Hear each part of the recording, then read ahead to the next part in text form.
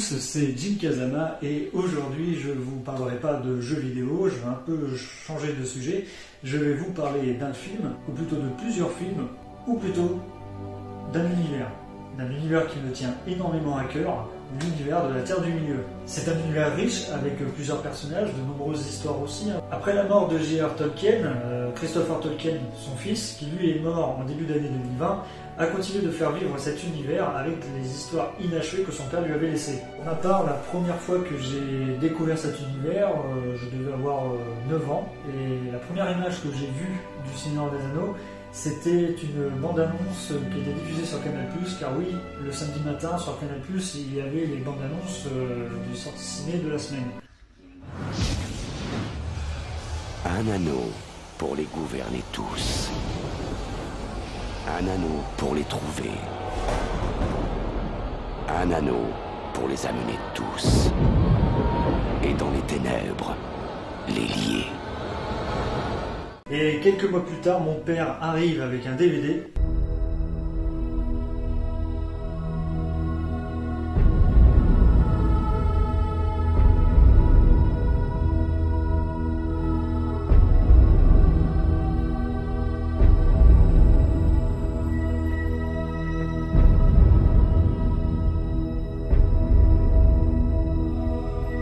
J'ai pris une claque cinématographique.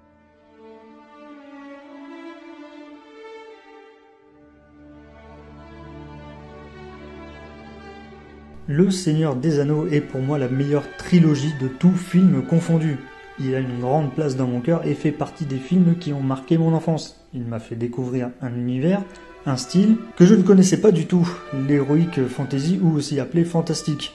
Et par la suite, c'est pour ça que j'ai aimé des séries comme Game of Thrones et plein d'autres. Après la sortie du troisième film, je pensais que c'était terminé, qu'il n'y avait plus de films sur le Seigneur des Anneaux, etc. Comme vous l'avez deviné, je ne connaissais rien du tout sur l'univers de la Terre du Milieu à cette époque-là. Et bien, 9 ans plus tard, le Hobbit sortait en salle. Il bon saké, je cherche quelqu'un pour prendre part à une aventure. Année après année, je veux dire 3 ans, on avait droit à notre film annuel de la Terre du Milieu, et ensuite, quand j'ai appris que ce n'était plus possible d'avoir d'autres films dans l'univers de Tolkien, pour cause de conflits entre Christopher Tolkien et la Warner, j'ai commencé à m'intéresser un peu plus aux livres. J'ai commencé par le Hobbit, suivi par la Communauté de l'Anneau, les Enfants de Húrin, et enfin le très compliqué Silmarillion.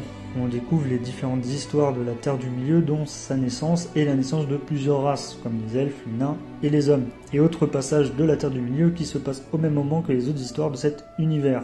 J'ai un conseil pour vous pour le Silmarillion, ne soyez pas déconcentrés, parce que sinon vous allez vite être perdu avec cette histoire.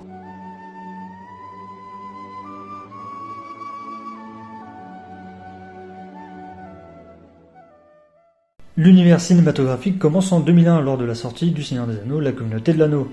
Mais elle commença bien avant cela, entre 1999 et 2000, quand Peter Jackson lança le début de tournage pour la première trilogie, tournée dans ce magnifique pays qu'est la Nouvelle-Zélande. Ah, la Nouvelle-Zélande. Qu'est-ce que j'aimerais aller là-bas, voir ces nombreux paysages, voir Hobbitbourg, et puis tout simplement fouler le pays de la Terre du Milieu. Cette trilogie a un très très bon casting avec Viggo Mortensen qui joue Aragorn, qui pour la petite anecdote avait le droit d'avoir une vraie épée lors des combats car il savait la manier mieux que quiconque. Il y a Sean Bean qui joue Boromir, connu pour être mort à chaque apparition dans pratiquement tous ses films.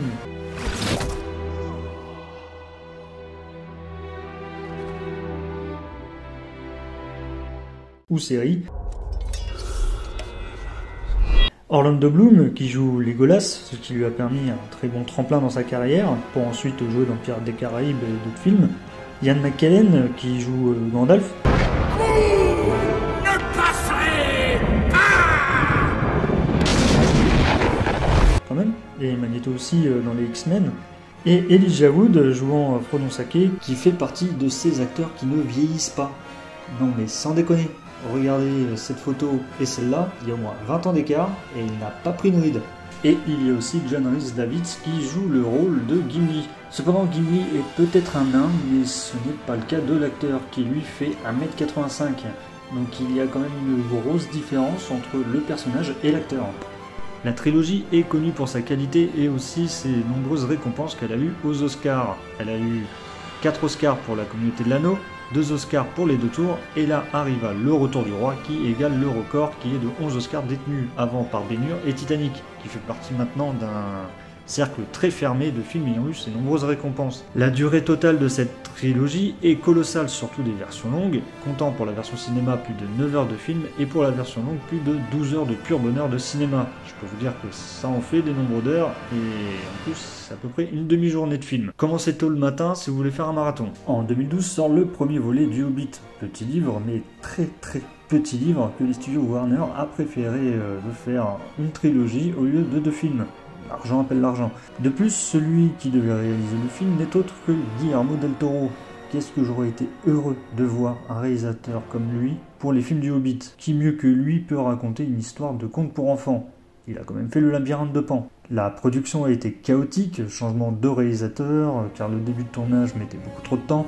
Les studios MGM ont eu des problèmes financiers, Peter Jackson a eu des problèmes de santé qui a retardé le tournage et devait réécrire certains passages du film à sa manière.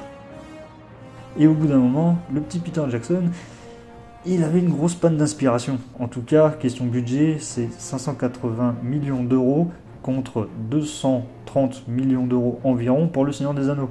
Donc pour le Hobbit, c'est quand même une somme colossale pour un film. Alors pas question d'abandonner pour le projet dès le départ de Guillermo del Toro, pour Peter Jackson et les studios. Malgré ses nombreux défauts et puis ses effets spéciaux qui ressemblent à un jeu vidéo, et ben moi je l'aime bien quand même, cette trilogie du Hobbit.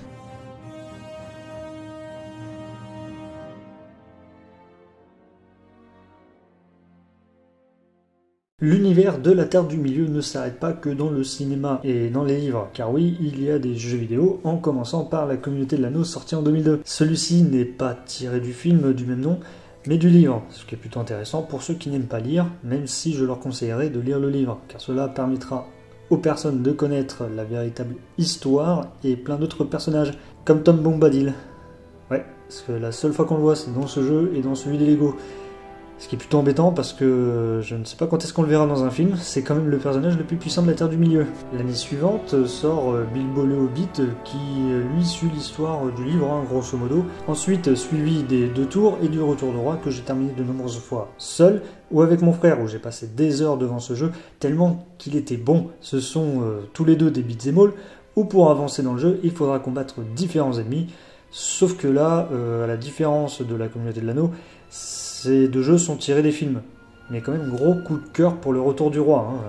Et je vous conseille de le faire avec les codes. Et c'était quand même une autre époque. Il y a eu aussi des jeux sur PC qui est sorti, avec la bataille pour la Terre du Milieu 1 et 2, qui, le premier, est centré sur l'histoire du Seigneur des Anneaux, et le deuxième, ça se passe, je crois, en même moment que le Seigneur des Anneaux, sauf que là, vous jouerez les elfes et les nains.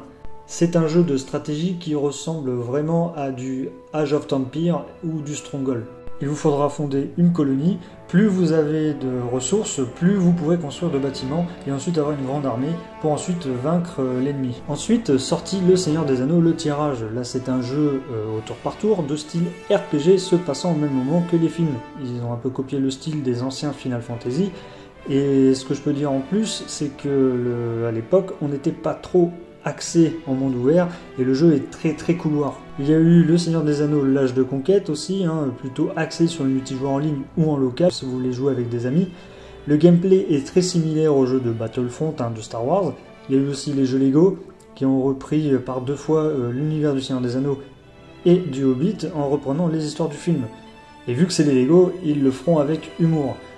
Par la suite vient une histoire inédite pour l'ombre du Mordor, et l'ombre de la guerre où vous jouerez Talion, qui a en lui l'esprit de Celebrimbor, un elfe créateur des anneaux de pouvoir. Et ce n'est pas fini, car oui, pour les consoles next-gen, il y a un jeu centré sur Gollum, où on n'en sait pas plus sur le jeu, juste ce qui se passera entre la découverte de l'anneau et les événements décrits dans Le Seigneur des Anneaux. En tout cas, je suis très curieux de voir ça.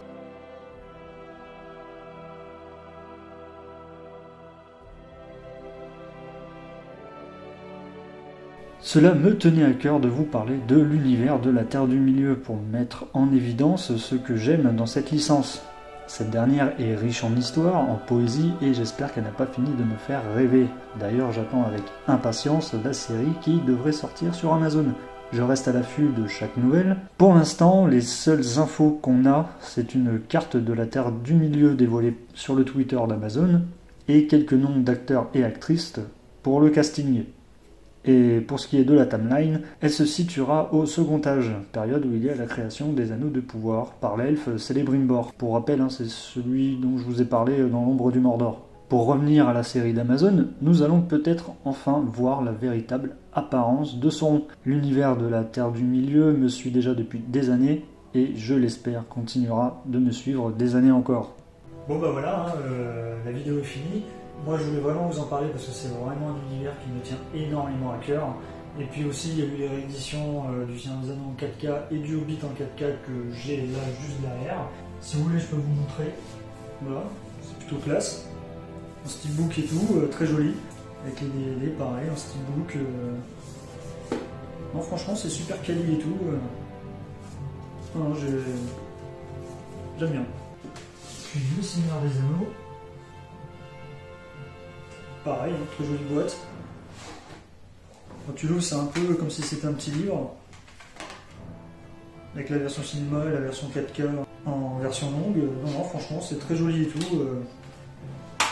Très joli. Voilà. Si tu as aimé la vidéo, ce serait bien de laisser un petit like. Et puis aussi à t'abonner si ce n'est pas déjà fait, juste là. Et puis moi je vous dis à une prochaine vidéo. Ciao.